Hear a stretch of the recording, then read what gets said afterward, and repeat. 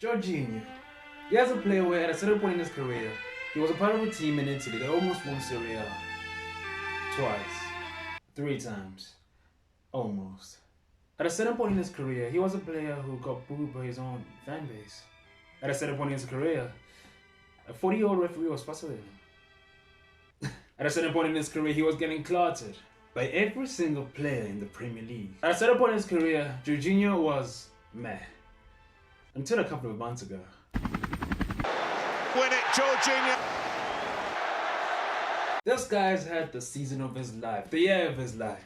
Being an integral part in 2 teams being crowned champions of Europe. He's been great, pure class, elegant and consistent all throughout the year. He deserves UEFA Player of the Year, I mean, he's been. Oh, that too, he does deserve that as well. Oh, of course, he deserves that too. How can you not? Oh, yes, that might be a little bit too. What? Wait, no, what? The Ballon d'Or. I think Jorginho is overrated.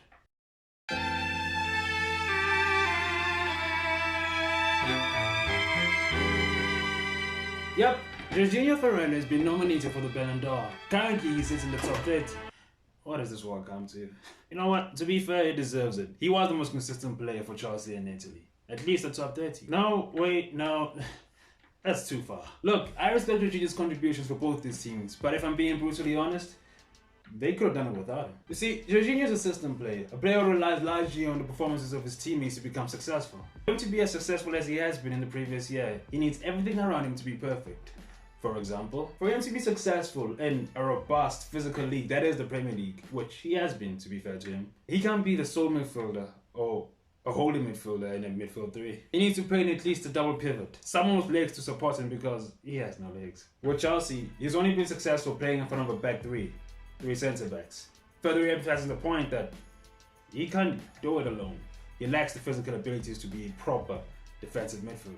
Sounds harsh, but how can a system player be nominated top 10 for a Ballon d'Or? On top of that, Jorginho's never really been a clutch player. And I'm not expecting him to score hat-tricks or anything like that, but in all aspects of the game, he's never been the player to take the mantle for his team when the chips were down. He's never truly been clutch, offensively or defensively. He's never truly been the difference between his team winning or losing. It's brutal, but it's real. When it comes to winning the Champions League for Chelsea or the Euros for Italy, they both could have done it without him. Okay, maybe I'm too harsh. Look, he might be a system player, but he has been consistent. Chelsea and Italy maybe could have done it without him. But if we're being fair, they did do it. Largely because of him. And if we're being fair, he has been clutch. This for Italy to win it, Jorginho style. Fine, top 10, maybe, I'll give it to him. But nothing any lower than that. Oh, come on. You can't tell me that there are 10 players who did not have a better season, individual season, than Jorginho last season. Lewandowski, Messi, Ronaldo, Benzema, Mbappe, Salah, Foden, Gundogan, Kane, De Bruyne, Pedri, Koke, Suarez, Oblak, Lukaku, Hakimi, Lautaro, Barella, Fernandes, Sancho, Haaland. I could keep going. Even in his own team, his own teammates, the likes of Mount, Reece James, Conte, Chiesa, Donnarumma. Maybe not as consistent as him, but they were more clutch. More often than not, they were the difference between their team winning or losing. More often than Jorginho. You know what? I'll accept it. You know what? Let's let him have it. If Jorginho's consistency, ability to control the game, and occasional clutch ability make him more of a favorite to win the Ballon d'Or than his teammates, then fine. On top of that, the fact that he's actually played for winning teams, unlike some players on that list, we'll let him have it. Maybe he should be in the top 10. In fact, maybe he should be in the top 3. But to win the Ballon d'Or, Sergio Busquets. I think you'd agree with me by saying that he's what Jorginho was before Jorginho. He's never won the Ballon d'Or. He hasn't even smacked the top 10, let alone the top 3. And yet, he's won the treble for Barcelona. Not once, not twice, but 3 times. Alongside winning the Euros like Jorginho. And unlike Jorginho, the World Cup. Yeah, he's never won the Ballon d'Or. Not even a nomination.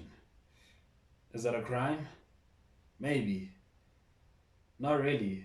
Like Jorginho, Sergio Busquets, his entire career has been a system player who only flourishes because the players around him are doing well. Football is a team sport. Individual awards shouldn't be given at all, in my opinion. but especially shouldn't be given to a player who relies on his teammates and cannot flourish as an individual. This might sound like I'm hating on Jorginho. I'm not, by the way. I'm fucking proud of him. I was the first people, one of the only people, to believe that he would make it at Chelsea. You know, a player of that quality eventually proves what he's capable of. And eventually he did. But what he's capable of and what he's done is not enough to win the freaking Ballon d'Or. There have been a handful of midfielders who have done what Jorginho has done in recent history. But none of them have been good enough to win the Ballon d'Or, not even get a nomination. And rightfully so, as harsh as it sounds. For midfielder to win the Ballon d'Or, they need to be the full package. Be aesthetically sound, game controlling, and as dynamic as Jorginho. Being defensively sound, whether by going forward and winning the ball back, or sitting back and defending your centre backs. Or occasionally go forward. Get yourself a couple of clutch goals or some magical assists. Get yourself a couple of Man of the Match awards. And then maybe you can be considered the best player in the world in a calendar year.